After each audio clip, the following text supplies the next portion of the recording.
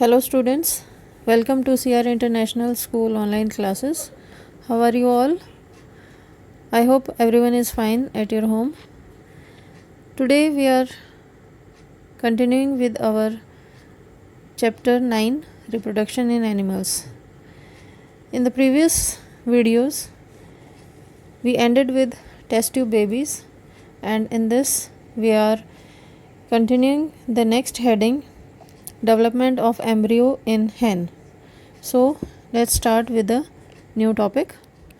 So students, this is the new topic in which we are discussing the development of embryo in hen. As we know that internal fertilization takes place in hens also, but they do not give birth to young ones.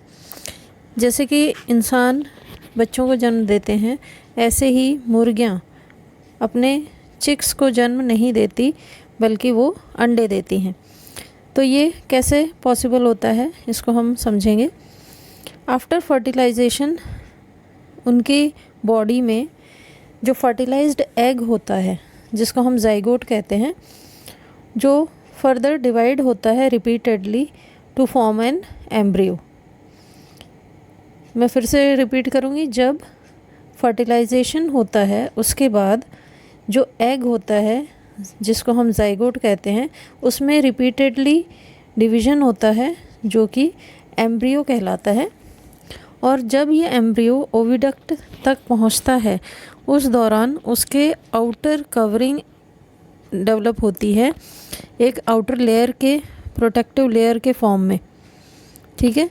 तो ये protective layer जो होती है ये hard shell के रूप में आप देख सकते हैं हेंस के एग में, जो आउटर मोस्ट प्रोटेक्टिव लेयर होती है. इसीलिए वो हार्ड होती है क्योंकि वो बाहर आकर उसमें से चिक्स निकलते हैं. After the hard egg shell is formed around the developing embryo,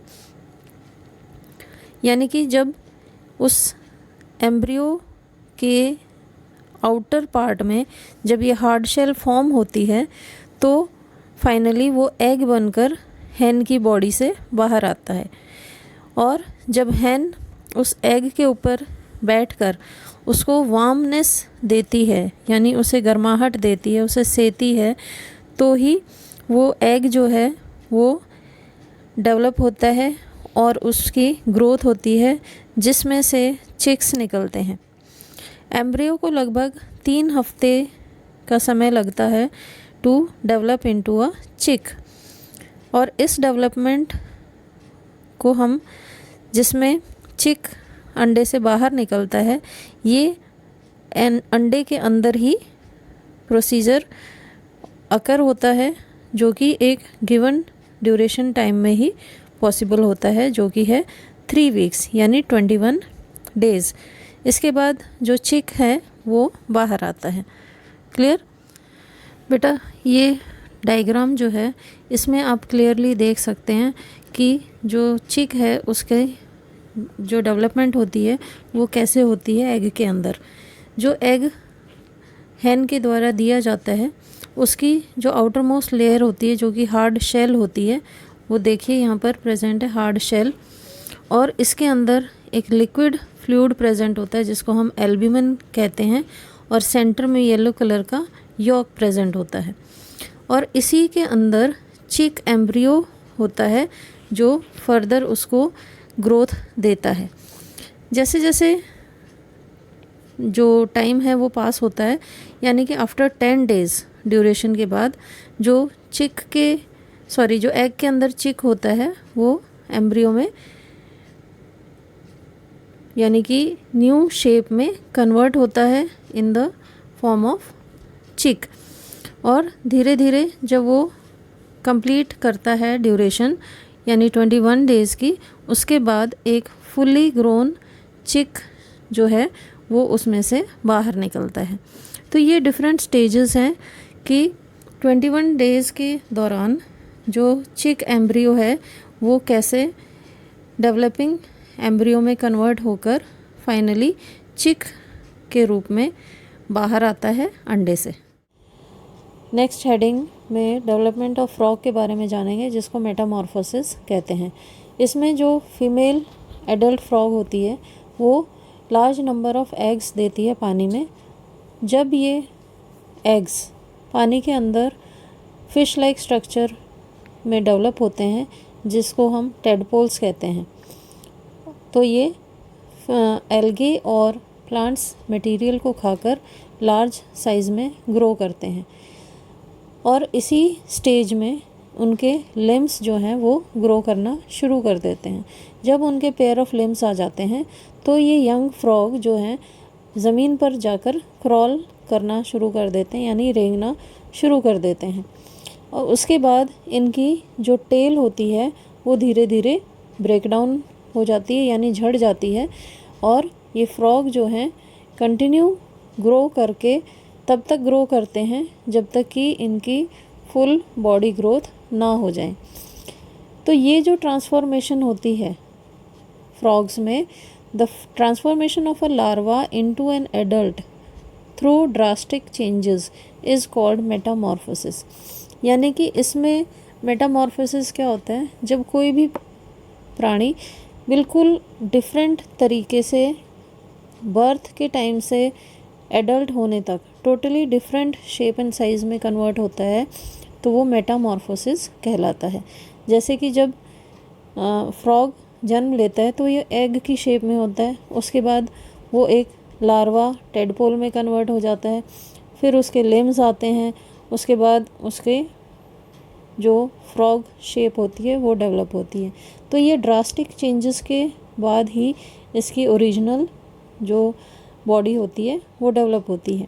तो ये जो चेंजेस, डिफरेंट चेंजेस के थ्रू इसने अपनी नॉर्मल बॉडी को पाया है, इसको मेटामॉर्फोसिस कहते हैं। क्लियर? ऐसे ही जो मॉस्किटोज़ होते हैं उनके अंडे जब ब्रेक होते हैं तो वो लार्वा में कन्वर्ट होकर विद इन वीक्स मॉस्किटो में कन्वर्ट हो जाते हैं। तो स्टार्टिंग में ये सेम स्ट्रक्चर के नहीं होते हैं जैसा कि ह्यूमन बेबीज़ के होते हैं। ह्यूमन बेबीज़ स्टार्टिंग से ही उनके फीचर्स जो होते हैं, उनके 2 पैर, 2 आँखें, 2 कान ऐसे होते हैं, ऐसे ही वो बड़े होकर भी सेम रहते हैं, उनमें ऐसा कोई चेंज नहीं होता। तो जो फ्रॉग्स होते हैं, मॉस्किटोज़ होते हैं, उनमें ही मेटामॉर्फोसिस जो चेंज है वो अकर होता है। क्लियर? मेटामॉर्फोसिस को हम इस डायग्राम से और इजीली समझ सकते हैं। ये देखिए, जब लार्ज नंबर ऑफ एग्स के रूप में पानी में फीमेल एडल्ट एग्स देती है, उसके बाद जो अर्ली टेडपोल होता है वो देखिए फिश शेप्ड होता है, जो कि लार्वा के रूप में जाना जाता है।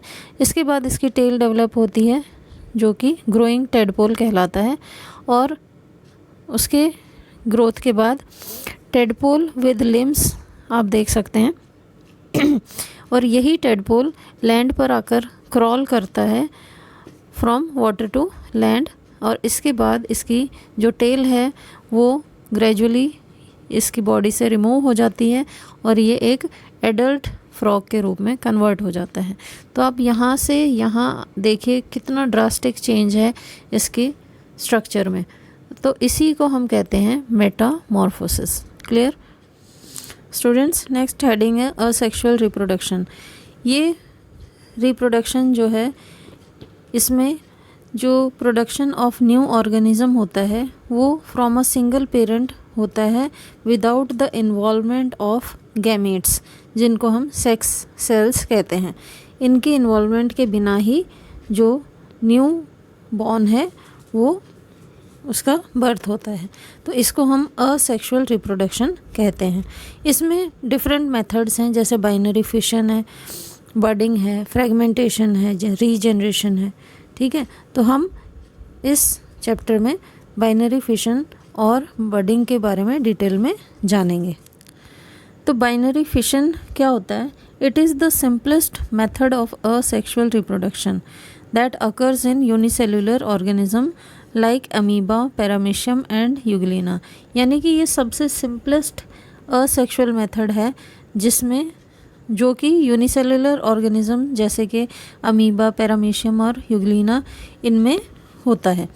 बाइनरी फिशन में जो पेरेंट ऑर्गेनिज्म होता है उसकी बॉडी 2 पार्ट में डिवाइड हो जाती है, स्प्लिट हो जाती है, और न्यू ऑर्गेनिज्म जो बनता है वो सेम काइंड का होता है, बिल्कुल आइडेंटिकल होता है of the parent organism. Clear? तो बाइनरी फिशन जो है अमीबा में हम यहाँ पर डिस्कस करेंगे, जो कि आप इस डायग्राम से समझ सकते हैं। तो बेटा इस डायग्राम में देखिए, यहाँ पर जो अमीबा है ये एक इरेगुलर शेप्ड स्ट्रक्चर होता है। इसके अंदर ये न्यूक्लियस प्रेजेंट है, और ये जो डॉटेड पार्ट आप देख रहे हो ये साइटोप्लाज्म होता है, जो कि एक फ्लूइड होता है। जब इसमें डिवीज़न होता है ये पेरेंट बॉडी कहलाती है। ठीक है। तो जब डिवीज़न होता है तो सबसे पहले इसकी बॉडी अंदर की तरफ कॉन्ट्रैक्ट होना शुरू हो जाती है। ठीक है, कॉन्ट्रैक्शन यहाँ पर यानी कि सिकुड़नी शुरू हो जाती है। इस प्रोसेस को कार्योकाइनेसिस कहते हैं। और नेक्स्ट स्टेज पे जो कॉन्ट्रैक्शन है वो और डीप हो जाता है, जिसको साइटोकाइनेसिस कहते हैं। अब यहाँ पे देखिए पिछले डायग्राम में जो न्यूक्लियस है वो इलोंगेट हो जाता है, लंबा हो जाता है, और लंबा होकर नेक्स्ट स्टेज में 2 सेपरेट पार्ट्स में डिवाइड हो जाता है। ठीक है, ये स्टेज जो होती है ये साइटोकाइनेसिस कहलाती है, जहाँ पर 2 डिफरेंट न्यूक्लियाई डिवाइड हो जाते हैं फ्रॉम 1 सिंगल न्यूक्लियस। तो और ये बॉडी भी इसकी यहाँ से सेपरेट हो जाती है, और ये 2 न्यू डॉटर सेल्स या न्यू डॉटर अमीबा के रूप में ग्रो करते हैं, this one and this one. तो ये एक न्यू डेवलपमेंट होती है न्यू इंडिविजुअल की फ्रॉम अ सिंगल पेरेंट। इसको कहते हैं binary fission. Clear students? Next जो असेक्सुअल रिप्रोडक्शन है वो है बडिंग। बडिंग में क्या होता है, जो ये शेप देख रहे हो आप हाइड्रा की, ये स्ट्रक्चर, इसमें एक स्मॉल आउटग्रोथ जिसको बड कहते हैं वो आउटर बॉडी में फॉर्म होती है। ये आप इस डायग्राम में यहाँ पर देख सकते हैं, ये एक आउटग्रोथ है जो कि इसकी बॉडी से बाहर निकल रही है, जिसको बड कहा जाता है। और ये बॉडी पेरेंट बॉडी कहलाती है। पेरेंट हाइड्रा यहाँ पर लिखा हुआ है। ठीक है, तो ये पेरेंट बॉडी कहलाती है, और इसी बॉडी पर एक बड फॉर्म होती है जो धीरे धीरे ग्रो करती है, और ये एक न्यू हाइड्रा के रूप में जन्म लेती है यहाँ से, और धीरे धीरे इसकी ग्रोथ बढ़ती जाती है। जब ये एक प्रॉपर साइज़ में पहुँच जाती है, मैच्योर हो जाती है, तो अपनी पेरेंट बॉडी से अपने आप को सेपरेट कर लेती है। तो इसको हम क्या कहेंगे, न्यू हाइड्रा सेपरेट्स। ठीक है, तो इसमें यही प्रोसेस होता है बडिंग में कि जो पेरेंट बॉडी होती है उसी की बॉडी पे एक बड ग्रो करती है, जो धीरे धीरे डेवलप होकर एक न्यू इंडिविजुअल के रूप में ग्रो करती है और अपने आप को पेरेंट बॉडी से अलग कर लेती है। और इसी प्रोसेस के द्वारा जो हाइड्रा है वो रिप्रोड्यूस करता है न्यू इंडिविजुअल्स को। क्लियर? ये प्रोसेस क्या कहलाता है, बडिंग। लास्ट जो एक इंस्ट्रक्शन या कॉलम में दी गई है एक्स्ट्रा आपकी जानकारी के लिए, वो है क्लोनिंग प्रोसेस। क्लोनिंग जो होती है, क्लोनिंग का मतलब होता है कि production of same cell, exact copy of any cell और एनी बॉडी पार्ट, या कोई भी एक कंप्लीट ऑर्गेनिज्म की सेम टू सेम कॉपी बनाना, उसको क्लोनिंग कहा जाता है। इसमें जो एनिमल्स होते हैं वो जेनेटिकली आइडेंटिकल होते हैं, यानी उनकी जो जीन्स होते हैं वो एक दूसरे से बिल्कुल मैच करते हैं, उनको क्लोन्स कहा जाता है। क्लोनिंग का जो प्रोसेस है वो मैमल्स में किया गया था। जो इसको करने वाले साइंटिस्ट थे वो थे इयान विल्मट और उनके कलीग्स, जो कि Roslin Institute in Edinburgh Scotland में उन्होंने मिलकर ये एक्सपेरिमेंट किया था। और इस प्रोसेस के द्वारा जिस शीप का क्लोन बनाया गया था उसका नाम डॉली रखा गया था।